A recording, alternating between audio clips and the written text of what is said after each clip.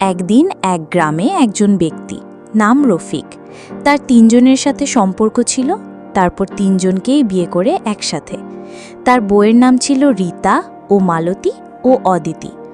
রফিক জানত যে তিনজন বউ নিয়ে সংসার করা খুবই কঠিন, কিন্তু সে মনে করেছিল তারা যেহেতু সব জেনেই এসেছে, সব কিছু ঠিক হয়ে যাবে।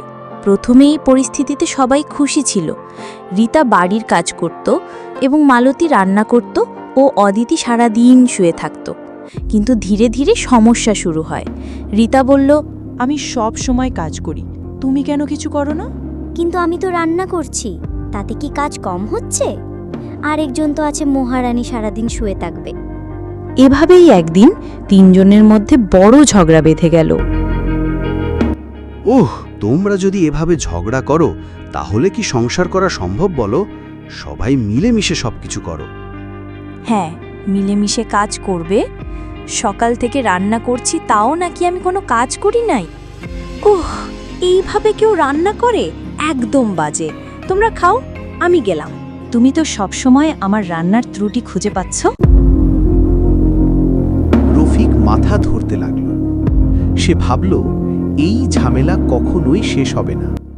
সে বাড়ি থেকে বের হয়ে একটা গাছের নিচে বসে, কিরে রফিক, এখানে একা একা বসে আছিস কেন?